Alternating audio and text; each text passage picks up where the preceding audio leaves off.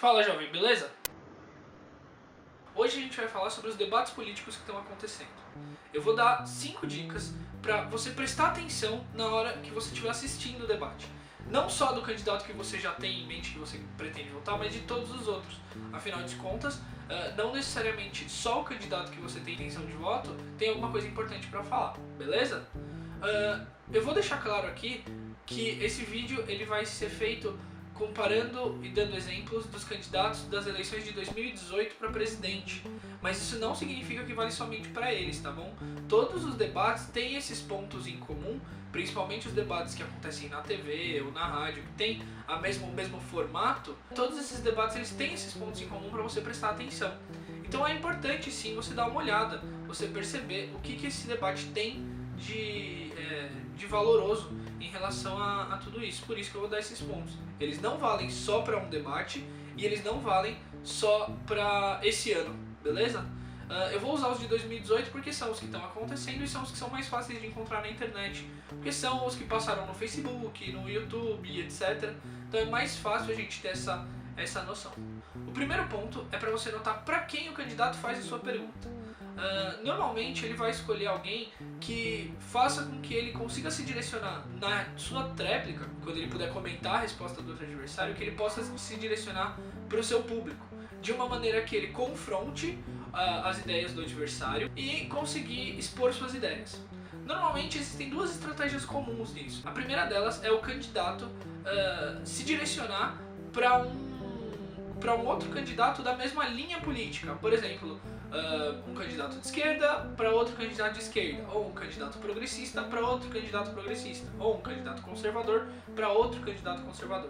Isso faz com que eles mostrem as diferenças quando eles estão disputando o mesmo tipo de eleitorado. Por exemplo, quando o Henrique Meirelles faz uma pergunta para o Alckmin ou vice-versa, eles estão disputando basicamente o mesmo eleitorado, eles estão disputando basicamente os mesmos votos.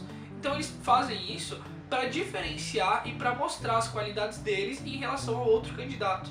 A outra estratégia é quando o candidato ele pega o outro lado do espectro político para debater as ideias dele, para refutar normalmente uma ideia que ele tem. Isso aconteceu, por exemplo, no caso do Guilherme Boulos com o Jair Bolsonaro. Eles são de partes completamente diferentes da política, têm ideias completamente diferentes.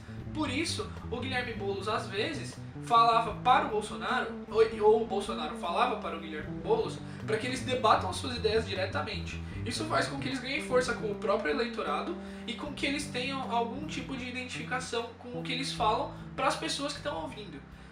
Principalmente porque, por eles serem extremamente diferentes, eles têm lados opostos na maioria das opiniões, e isso faz com que seus pontos fortes, quando eles tentam mostrá-los, eles impactem melhor, eles mostrem do jeito que eles quiserem esses pontos, porque o outro lado tem um contraponto completamente diferente. Essas são as duas maneiras mais comuns de se perguntar. Obviamente, você pode ver algumas diferenças em relação a isso, mas normalmente essas são as duas estratégias mais seguidas. Beleza? O segundo ponto agora que a gente precisa notar é como o candidato responde as perguntas de outros candidatos. Porque isso mostra um pouco da estratégia dele também. Pausa rápida aqui pra gente falar sobre isso. Eu queria que vocês, antes da gente continuar, pesquisassem o conceito de ad hominem. Eu vou deixar escrito aqui. O conceito de ad hominem é um argumento que, no lugar de argumentar ideias e opiniões, ele ataque diretamente a pessoa a quem você está falando. Tá? Isso aconteceu quando o Guilherme Boulos chamou o Bolsonaro de homofóbico, racista, etc, porque ele não estava atacando as ideias ou as questões do Bolsonaro, ele estava atacando a pessoa dele. Porque existe uma rejeição grande em relação à pessoa do Bolsonaro, e basicamente é isso que o Boulos queria ressaltar, essa rejeição daquela pessoa conservadora e etc, que o Boulos é totalmente contra e que o eleitorado dele é totalmente contra. Isso faz com que ele finque melhor os seus pés nesse eleitorado. Beleza, passando essa pausa, vamos falar sobre as respostas que os candidatos dão uns aos outros. Quando a pergunta vem, normalmente o candidato se prepara não para a resposta, como eu já disse, ele se prepara para sua própria tréplica em relação a essa resposta, para refutar a resposta ou então para simplesmente ignorar a resposta e falar sobre um ponto positivo dele. Nisso, o candidato que está respondendo tem a oportunidade de ou refutar a pergunta ou então simplesmente falar sobre algo que ele tem como conhecimento e domínio. Uma Uma coisa que acontece bastante e que a gente tem que prestar muita atenção na hora de ver um debate é o assunto. Porque às vezes, e isso acontece quase todo debate, às vezes o candidato faz uma pergunta e a resposta do outro candidato não tem a menor relação. Ela não fala sobre, de fato, o que foi perguntado. Ela foge do assunto ou então simplesmente ignora o assunto para falar dele. Isso mostra ou uma falta de conhecimento ou algum tipo de despreparo. Não necessariamente isso é uma coisa ruim, porque eles pensam nisso previamente. Às vezes, simplesmente não é interessante novamente tomando o assunto do Bolsonaro, não é interessante para ele falar sobre a pergunta do Ciro do Serasa, porque ele sabe que o Ciro tem uma ideia, que o Ciro tem uma proposta, ele mesmo já falou isso, e o Ciro perguntou exatamente para falar sobre essa ideia. O problema é que isso às vezes mostra a incapacidade da pessoa de organizar um pensamento. Não necessariamente do Bolsonaro, do Ciro Gomes ou do Guilherme Boulos. A gente está falando que, às vezes, quando você faz uma pergunta e a resposta é completamente diferente, à luz das câmeras, isso mostra que o candidato em si está despreparado. E isso acaba transformando a imagem do candidato numa coisa um pouco mais negativa. E é uma estratégia que é utilizada nos debates e a gente precisa prestar atenção nelas. Beleza? Terceiro ponto. Agora a gente vai falar sobre as respostas aos jornalistas. O espaço que os jornalistas têm para perguntas deles tem sido cada vez maior. Isso é porque as perguntas dos jornalistas são as que normalmente investem em assuntos mais polêmicos e trazem à tona alguns dos assuntos que normalmente não seriam discutidos. São escolhidos 2 candidatos e uma pergunta central é feita pelo jornalista. Um dos candidatos responde, o outro tem a sua réplica e no final a tréplica daquele que respondeu pela primeira vez. Os jornalistas eles têm esse objetivo para mostrar problemas e defeitos e para colocar os candidatos, as pautas deles na parede. Tá bom? Quando o candidato vai responder esse tipo de pergunta, normalmente ele tem 2 maneiras de responder. Ou ele responde a pergunta com a sua proposta de governo, ou ele foge da pergunta quando ela não lhe interessa. Você vai ver que isso é meio que um padrão. Quando uma pergunta não interessa para o candidato, ele vai fugir, ou ele vai desvalorizar a pergunta, ele vai falar que é uma mentira ou coisas do gênero. A gente precisa perceber se o candidato vai fugir do assunto ou se ele vai falar sobre esse assunto. Principalmente porque logo depois tem a réplica do outro candidato. E normalmente é possível que quando eles estão conversando, a pergunta meio que se perca ali no meio. E esse não é o objetivo. Então, quando você ouve a pergunta do jornalista, a parte mais importante é prestar atenção na objetividade do que o candidato fala. Ele vai responder a pergunta ou ele vai fugir dessa pergunta? A gente precisa perceber e tomar cuidado, porque se um candidato fica o debate inteiro fugindo, isso significa que talvez ele tenha uma falha, que ele não consiga de fato abordar os assuntos que são importantes.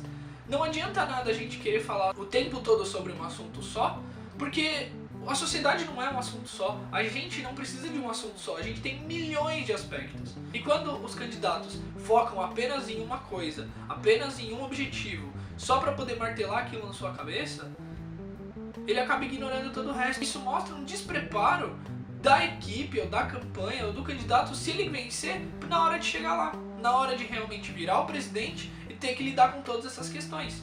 Ele precisa estar preparado. O candidato ele não pode colocar toda a responsabilidade desse tipo de coisa para sua equipe.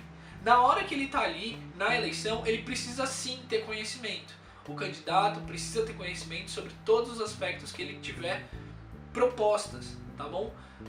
Quando ele não tem propostas, ou quando ele simplesmente fala que as propostas virão, ou que ele tem ideias e que ele ainda precisa modelar essas ideias, ou que quem vai falar sobre isso é o representante dele nessa área, isso mostra sim que há uma falha na hora dele se preparar. Por mais que a gente critique o Lula, o FHC e todos os outros nossos presidentes, sempre tiveram um ponto em comum. Eles dominavam os assuntos que eles falavam. Eles principalmente tinham respostas para as perguntas. Porque não adianta nada a gente simplesmente ouvir as esquivas e falar, quem fala isso é o representante dele, ele não precisa saber. Precisa sim. Ele precisa ter esse conhecimento. Ele precisa falar principalmente para expor o que a gente pode esperar do governo dele. No próximo ponto, quarto ponto, a gente precisa perceber as respostas dos candidatos em relação aos seus próprios planos de governo. Levando em consideração que eu estou gravando no dia 25 de agosto e todas as propostas de governo, todos os planos de governo já foram liberados, a gente precisa colocar esses planos de governo em cima desses debates e perceber se as informações checam. Quando você vê um plano de governo que apoia a liberação do aborto, mas um candidato que não apoia, ou um plano de governo que fala sobre a continuação do Bolsa Família e o candidato que fala que não vai continuar, ou um candidato que fala que vai taxar riquezas ou vai taxar isso ou aquilo, ou vai mudar a reforma tributária, mas que não tenha no seu plano de campanha propostas sólidas para isso, é hora da gente perguntar, fazer as perguntas certas. Porque num debate político, as perguntas elas são limitadas por tempo e quantidade.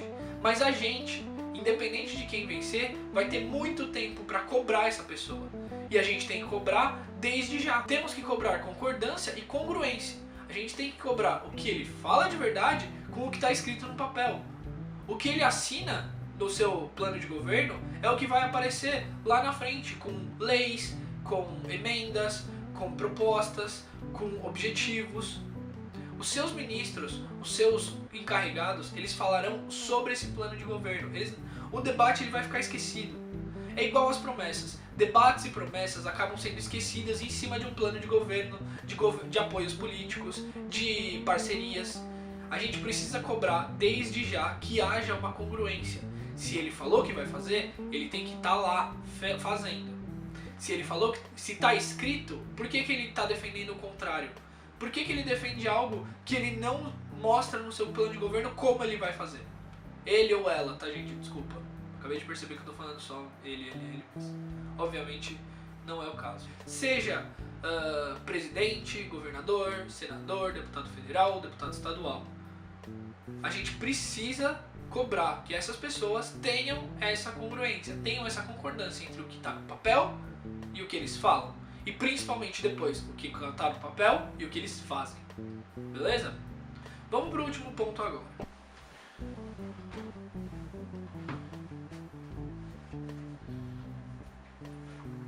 Vocês devem ter notado que eu tô com uma roupa diferente. É porque a bateria da câmera acabou e aí eu tive que botar pra carregar, e já tava tarde, eu dormi, aí acordei, enfim. Na última parte o que eu quero falar é sobre as informações que o seu candidato, que os candidatos utilizam durante o debate. É sempre importante, se você quiser checar essa informação, que você dê uma pesquisada, veja de onde essa informação saiu e veja se a metodologia utilizada para pegar esse dado ela é válida. Então, por exemplo, se o seu candidato fala sobre um índice de desemprego X ou um índice de dívida externa ou interna ou algo do gênero, é sempre bom a gente validar essas informações, independente de se você já tem um candidato ou não, valide as informações dos candidatos que você está ouvindo. Então sempre preste atenção, porque apesar da gente sempre falar sobre fake news, muitos candidatos eles utilizam-se de pesquisas ou vieses muito unilaterais ou situações muito enviesadas para falar sobre um dado que às vezes não é exatamente a realidade. Então é sempre bom a gente procurar esses dados em instituições isentas desse tipo de parâmetro político, beleza? Então, quando o seu candidato ou quando os candidatos do debate falam uma informação ou mostram um gráfico, um dado, etc., sempre atente-se a verificar isso, porque não adianta nada a gente simplesmente acreditar na palavra dele ou na palavra que ele ou no que ele está falando, principalmente porque ele sempre vai puxar a sardinha pro lado dele, é assim que funciona a política. Então é sempre importante a gente verificar essas informações, beleza? No mais, sempre prestar atenção no plano de governo, no que o candidato tem a falar e sempre prestar atenção também no modo como ele fala, nas coisas em que ele apresenta durante um debate, beleza? Não se esqueça que esse é, de fato, o momento em que você decide o futuro do seu país pelos próximos 4 anos, então não existe motivo pra gente tomar isso com leveza ou leviandade. Beleza? Finalizando esse vídeo, muito obrigado por ter assistido. Não esqueça de curtir, compartilhar e se inscrever no canal caso você queira. Eu vou tentar mandar mais vídeos assim, tanto sobre política, sociologia, história. E outra coisa, se você tiver um tema que você queira que seja apresentado aqui, escreve aí embaixo, para eu poder pensar no conteúdo baseado no que vocês querem, beleza? É isso. Prestem atenção nos debates. Tenham um ótimo dia. É nóis.